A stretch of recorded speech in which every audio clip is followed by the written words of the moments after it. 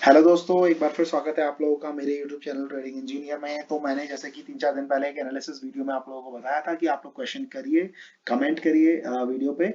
आप लोग जो भी क्वेश्चन चाहेंगे शेयर मार्केट से, बैंक निफ्टी निफ्टी से रिलेटेड, ऑप्शन बाइंग से रिलेटेड, मैं आप लोगों को उनके जवाब दूंगा। तो कुछ कमेंट्स मुझ पर आए हैं, लगभग 19-20 करीब कमेंट है, तो उनके सारे कमेंट्स के आज हम जवाब देने वाले हैं। आप लोगों को भी कोई डाउट रहता है तो आप मेरे किसी भी वीडियो पे कमेंट कर सकते हैं, मैं उनके जवाब देने की पूरी कोशिश करूंगा। Q&A सेशन, अगर ये वीडियो यहाँ पर सक्सेसफुल रहता है, आप लोग देखते हैं, इसको प्यार देते हैं, तो मैं इस पर और भी वीडियोस बनाऊंगा जैसे जैसे आप लोग क्वेश्चन करते रहेंगे। तो अब देखिए, आज की अगर हम बात करते हैं तो Q&A की अगर हम बात करें तो यहाँ से क्वेश्चन स्टार्ट करते हैं। पहला क्वेश्चन है हमारा, ये है योगेश तिवारी। इन्होंने मैसेज किया है, hello sir, I want to know can we make money from penny share. तो सबसे पहला सवाल, काफी कंट्रोवर्शियल क्वेश्चन है। काफी लोग इसको जैसे कहते हैं, नए ट्रेडर खासकर पेनी शेयर जो है उस पर काफी ज्यादा पैसा लगाने की हमेशा सोचते हैं। उनको लगता है कि हम ऐसा कोई शेयर पकड़ लें जिसको लेने पर बस हम 5 रुपए की चीज 100 हो जाएगी, 20 गुना प्रॉफिट मिल जाएगा 1 महीने में, 2 महीने में, 3 महीने में। तो ये थिंकिंग कई लोगों की रहती है हमेशा। तो पेनी शेयर पैसा बनाता है नहीं बनाता है, उसका मैं आपको जवाब दूंगा। अगर आप एक बड़ी कंपनी का शेयर लेते हैं, एक बड़ा शेयर लेते हैं, सपोज फॉर एग्जांपल के लिए इन्फोसिस, अभी 1500 के अप्रोक्स चल रहा है, 1400 घूम रहा है काफी दिन से। इस शेयर को आप लोगे तो होगा क्या, मतलब इन्फोसिस जैसे शेयर आप लोग अगर 100 शेयर उठाओगे तो बड़ी कंपनीज के, तो ये रहेगा कि लगभग आप मान के चलिए 80 शेयर ऐसे होंगे जो आपको लॉन्ग टर्म में प्रॉफिट देने ही वाले हैं। अब वो प्रॉफिट हो सकता है दुगना हो, 3 गुना हो, 4 गुना हो, वो डिपेंड करेगा टाइम पर। और 20 शेयर ऐसे भी होंगे जो लंबे टाइम पे भी आपको रेट टू रेट या थोड़ा बहुत लॉस दे रहे होंगे। और ऐसा होगा जब आप 100 शेयर बड़ी कंपनी के उठाओगे। ठीक है, ये मैं जस्ट एक परसेंटेज के हिसाब से मैंने 100 बोला है। वैसे ही अगर आप 100 शेयर पैनी ही उठाओगे, पैनी शेयर 100 पैनी शेयर उठाने वाले हो पैनी कंपनीज के, तो आप देखोगे कि 99% जो पेनी शेयर आपने उठाया, 99% जो शेयर्स होंगे वो बेकार होंगे और वो जीरो ही होंगे लॉन्ग टर्म में। तो बस यही आपकी बात का जवाब है। आपने पूछा कि पेनी शेयर से पैसे बना सकते हैं नहीं बना सकते हैं, तो मेरा जवाब यही है कि पेनी शेयर से पैसे बहुत ही रेयरली बनते हैं, बहुत ही कम चांस में बनते हैं।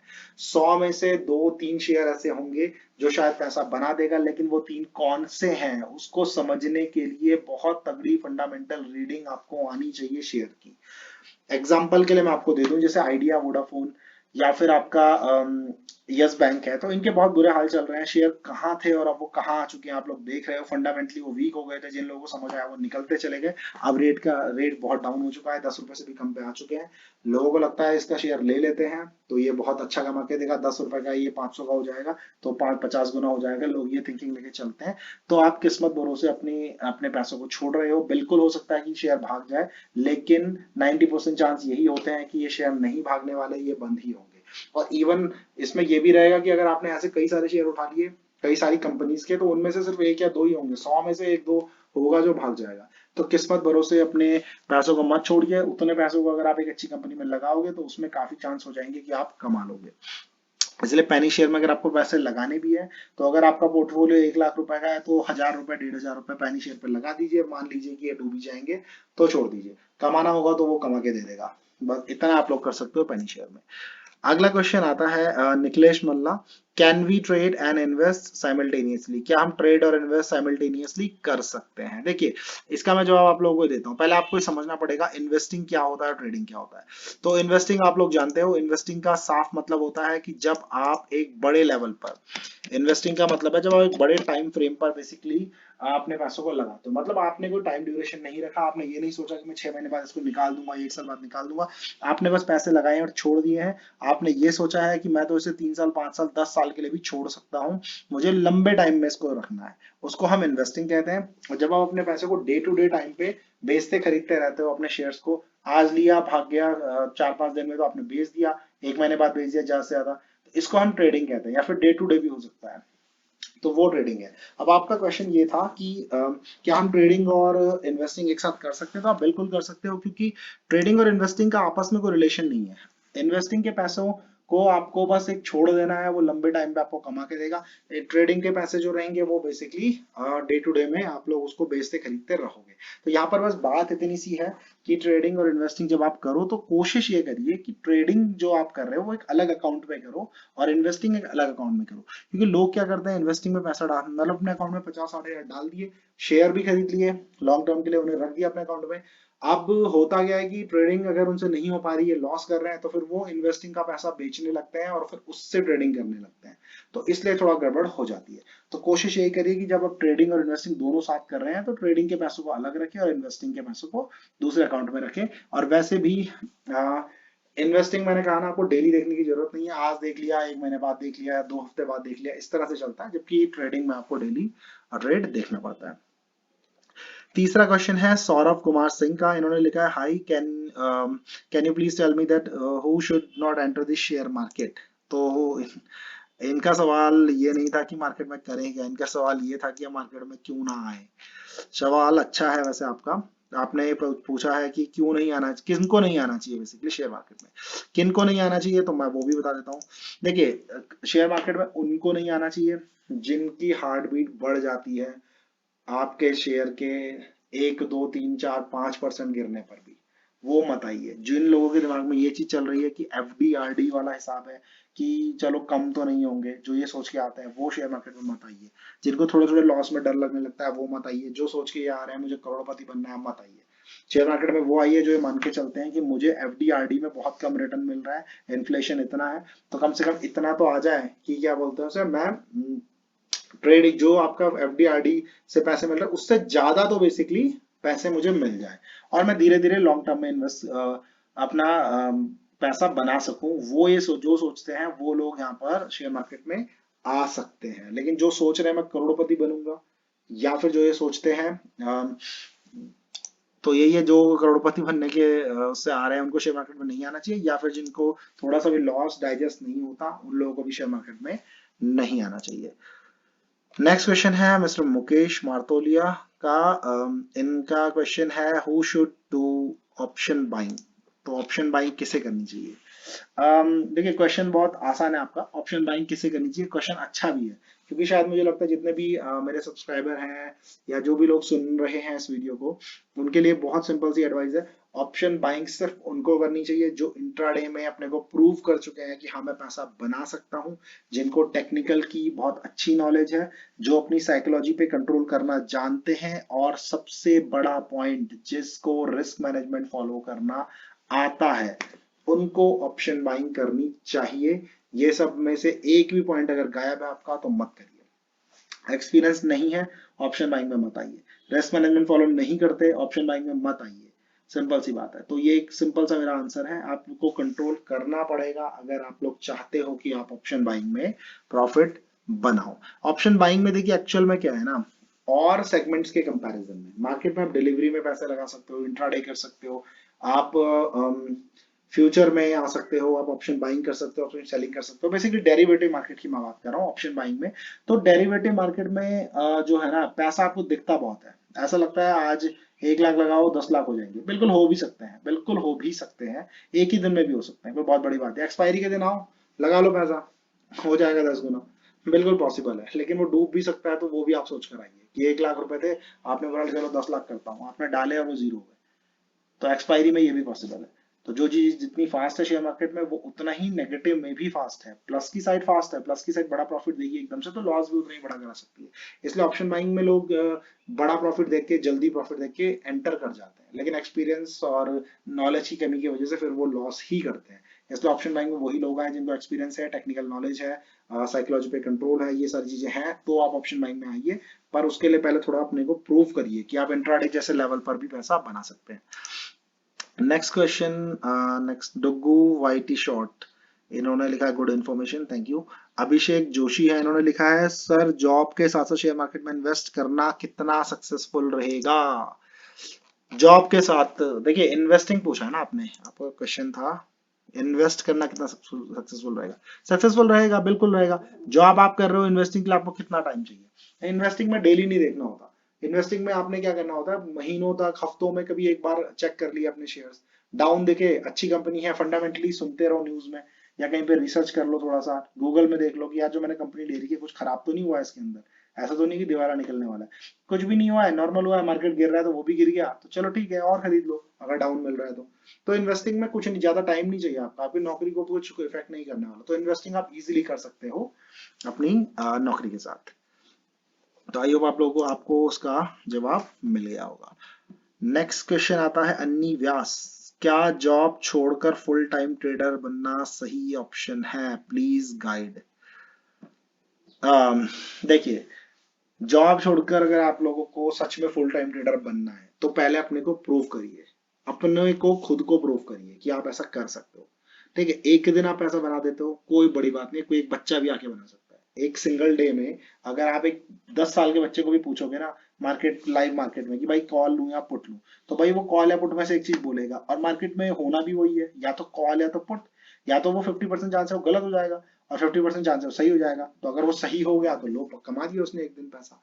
तो मार्केट में एक दिन पैसा नहीं कमाना होता, मार्केट में लॉन्ग टर्म में पैसा बनना चाहिए, मतलब 2 महीने अगर मैं कैलकुलेट करूंगा आपका, तो 2 महीने में कुछ ना कुछ कमाया होना चाहिए, उसको हम कहते हैं एक सक्सेसफुल ट्रेडर।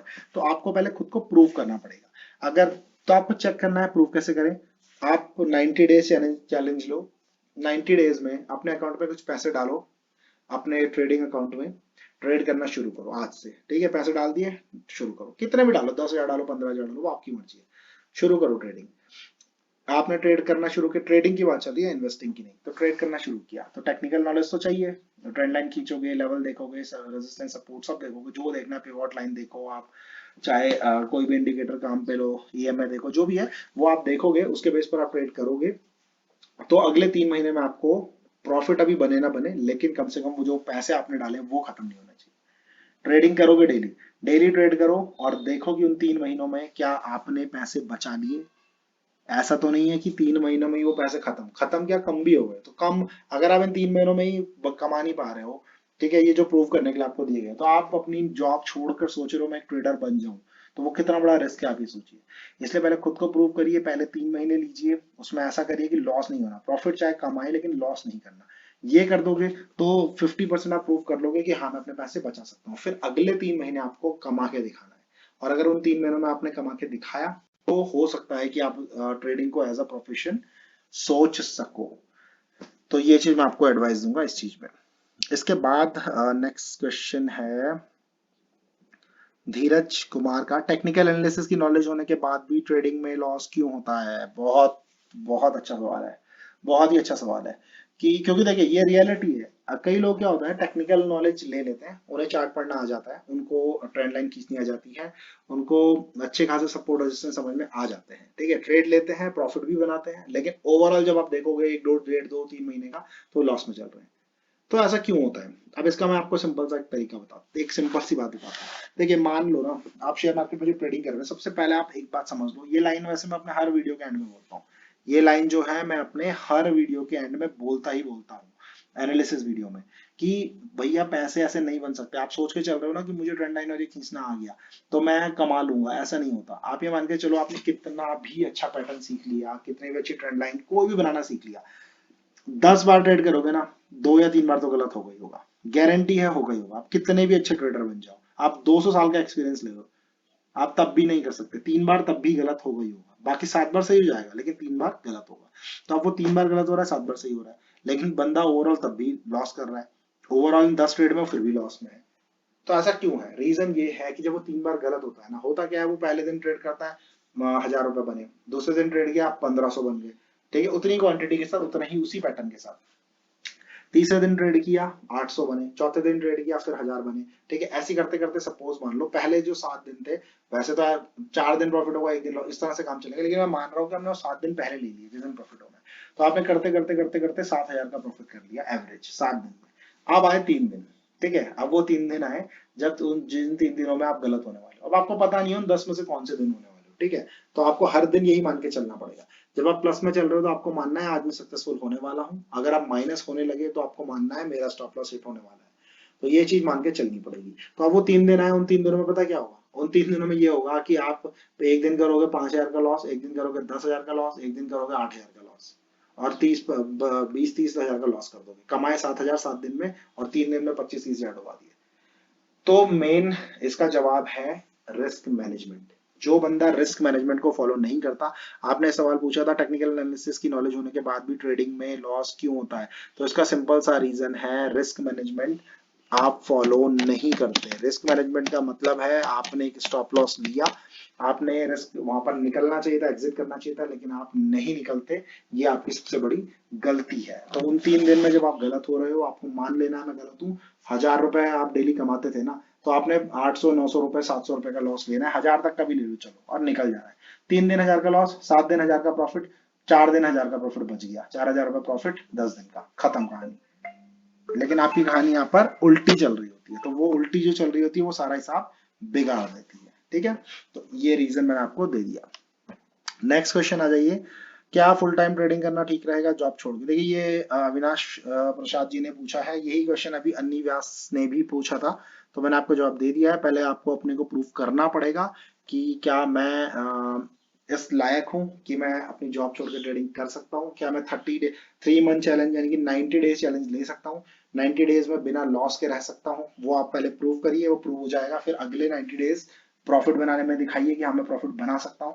अगर ये टोटल ओवरऑल 6 महीने में आप बिना लॉस के कुछ ना कुछ प्रॉफिट बना लेते हो, तो हाँ आप एक ट्रेडर बन सकते हो। ठीक है, तो तब आप सोच सकते हो आगे का कि हाँ मैं एक ट्रेडर बन जाऊंगा, ये चीज आप कर सकते हो। नेक्स्ट अविका राणा ने लिखा है nice, Sohan Singh good, thank you. Neeraj Singh है कोई, इन्होंने लिखा है कितनी कैपिटल से शुरू करना चाहिए सर ऑप्शन बाइंग? कितनी कैपिटल से शुरू करना चाहिए? देखिए शुरू करने में तो कुछ नहीं है, अगर आप जस्ट शुरू ही कर रहे हो ना अभी, तो 25-30 हजार रुपए डालो अकाउंट में, 3-4 हजार रुपए यूज करो, 30 हजार में से 3-4 हजार यूज करना है बस, उससे ज्यादा यूज नहीं करना है। ठीक है, अपना एक फिक्स एसएल लो, प्रैक्टिस करो, सिर्फ 1 लॉट या 2 लॉट से ज्यादा काम करो, उससे ज्यादा यूज मत करो, और बस प्रैक्टिस करते रहो। ठीक है, तो अपने आप हो जाएगा, इससे ज्यादा मुझे नहीं लगता कि ज्यादा जरूरत है। इसके अलावा नेक्स्ट क्वेश्चन है निक्की के एन, इन्होंने लिखा निफ्टी 50 के शेयर्स लॉन्ग टर्म में ज्यादा प्रॉफिट नहीं करा सकते। नहीं ऐसा नहीं है, अगर आपको ऐसा लगता है कि ऐसा होता है तो ऐसा नहीं है। अगर आप शेयर मार्केट में जाओगे, निफ्टी में जाओगे, शेयर्स खोलोगे निफ्टी के, जैसे कि यहाँ पर एसबीआई, एचडीएफसी, एक्सिस बैंक की कुछ भी है, कोई भी शेयर खोलोगे, इसको खोल के देखोगे, तो आपको यहाँ पर साफ नजर आ जाएगा कि कोई भी शेयर उठा लो, एसबीआई देख लो, लॉन्ग टर्म में देखोगे तो लॉन्ग टर्म में कहाँ एसबीआई था एक टाइम 200 150, आज 500 पहुंच चुका है। तो दो दो गुना 2.5 गुना तो यहाँ भी हो गया, कोई बहुत बड़ी चीज नहीं है। टाइम कितना हुआ है आपका? 2 साल भी नहीं हुए।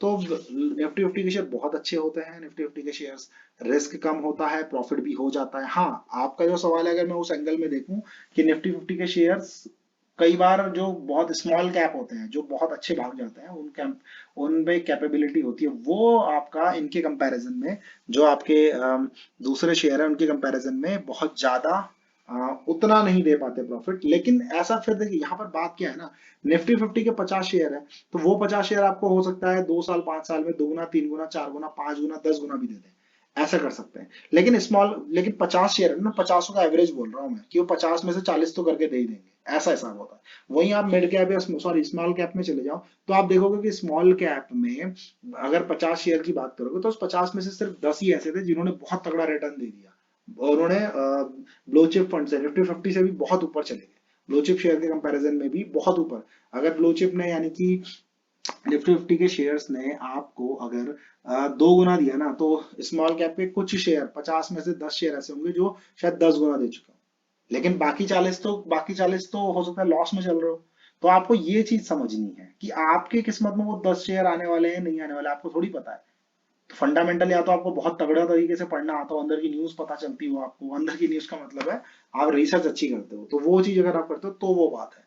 ठीक है ना, वरना पहले जो छोटे शेयर्स हैं वो उतना आपके लिए सेफ नहीं रहेंगे, बस ये मैं कहूंगा। नेक्स्ट है आसिफ मलिक, इन्होंने कहा है क्या दूसरे की टिप से पैसे बन सकते हैं?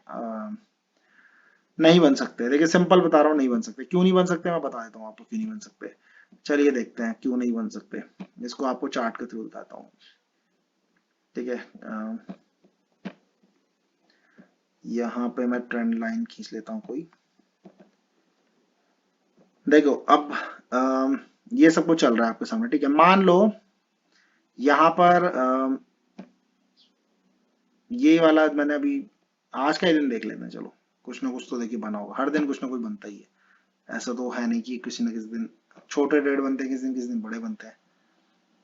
ये देखिए, ठीक है। अब मान लो किसी ट्रेडर ने आपको बोला, एग्जांपल के लिए देता हूँ, यहाँ पर एक ट्रेंड लाइन खींच के दे दी आपको, बोला यार ये एक ट्रेंड लाइन बन रही है ये।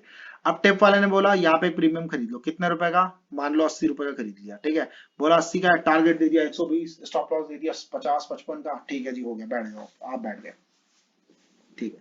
हुआ क्या, यहाँ से पहले नीचे गिरा, 80 का शायद 100 हो गया, उसके बाद ये वापस ऊपर गया, यहाँ से पहुंचते पहुंचते शायद 70 हो गया, उसके बाद ये गिरते गिरते गिरते गिरते गिरते यहाँ आ गया, ठीक है। मतलब ये मान लो यहाँ पे 80 था, यहाँ नीचे गया, उसके बाद यहाँ आते आते आपका स्टॉप लॉस इसने हिट कर दिया, ठीक है, यहाँ पे आगे स्टॉप लॉस हिट कर दिया। जिसको टिप नॉलेज नहीं है टेक्निकल, वो तो बस टिप पे काम कर रहा है, उसको क्या पता क्या लाइन है, क्या ट्रेंड लाइन है, क्या प्रीमियम चल रहा है, उसके लिए तो भैया पत्थर की लकीर हो गई जो ट्रेडर ने भेजा, जो सॉरी टिप प्रोवाइडर ने भेजा। टिप प्रोवाइडर ने कहा भैया यहाँ पे कर लो इतना 60 50 जो भी उन्होंने बोला, यहाँ पे निकल जाना, आप निकल गए। लेकिन जिसको टेक्निकल नॉलेज है वो जानता है कि एक ट्रेंड लाइन यहाँ बन रही है, यार यहाँ अभी इसको तोड़ा नहीं, इसके ऊपर क्लोजिंग दे नहीं रहा है, क्लोजिंग देगा तो निकल जाऊंगा, तो आपने वेट किया, ठीक है, थोड़ा बहुत जो उसने 60 का एसएल दिया था, यहाँ 58 चला गया, ठीक है। सॉरी। तो जिसको टेक्निकल नॉलेज जानता है, चलो 2 3 रुपए और नीचे ऊपर हो जाएगा, कोई दिक्कत नहीं है, मैं निकल जाऊंगा, अगर यहाँ पे थोड़ी सी क्लोजिंग देने लगा मैं निकल जाऊंगा, लेकिन थोड़ा सा वेट कर लेते हैं क्योंकि यहाँ पे एक रेजिस्टेंस है। जबकि जिसने टिप ली है, जिसको टेक्निकल नॉलेज नहीं, जो टिप ले रहा है बस उसको पता है वो उसके लिए पत्थर की लकीर होगी 60, तो वो बस 60 पे निकल गया, खत्म कहानी। लेकिन जिसको टेक्निकल नॉलेज है वो क्या करेगा, वो या वेट करेगा और फिर देखेगा कि मार्केट नीचे आ गया और वो प्रॉफिट लेके जाएगा। इतना आप लोग समझ लीजिए बस। तो एक टिप प्रोवाइडर यानी आपको टिप दी, आप आज कमाओगे कल कमाओगे, परसों पूरा डूब जाओगे, क्योंकि आप समझ नहीं पाओगे कहाँ पे एग्जिट करना है कहाँ पे नहीं करना। इसलिए दूसरा, टिप प्रोवाइडर जनरली काम करते हैं प्रीमियम के रेट पर। वो कहते हैं ये वाला प्रीमियम 300 रुपए का ले लो, 400 रुपए का ले लो और 450 पे बेचना। जबकि एक्चुअल में मार्केट में ऐसे काम नहीं होता, आपको लेवल देखने होते हैं, रेट नहीं देखना होता। इस बात को समझिए। तो अगर आपको खुद की नॉलेज नहीं है तो टिप प्रोवाइडर पे अल्टीमेटली आप पैसा नहीं बना पाओगे। तो ये सवाल पूछा था आसिफ मलिक जी ने, तो मैंने इनका जवाब आपको दे दिया है।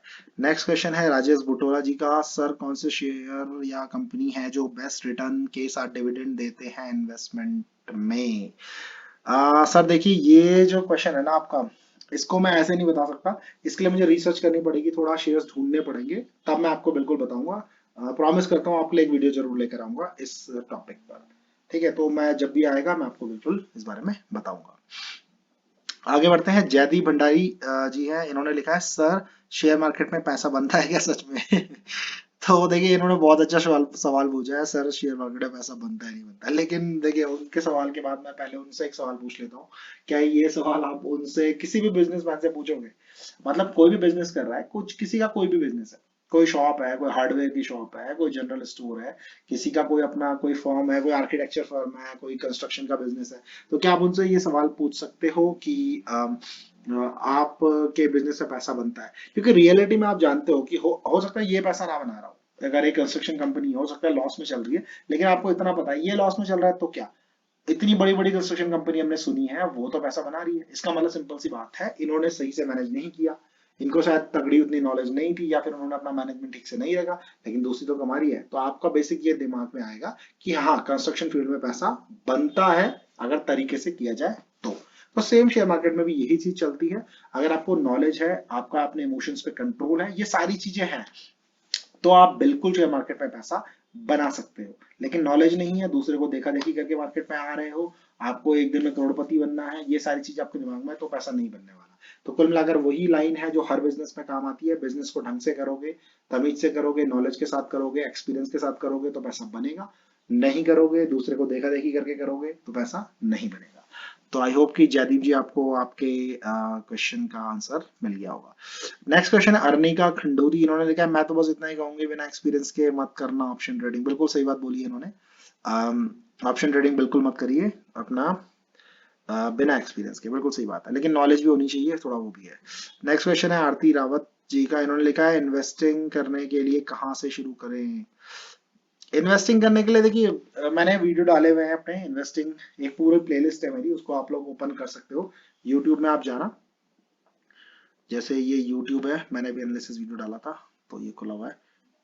अगर आप लोग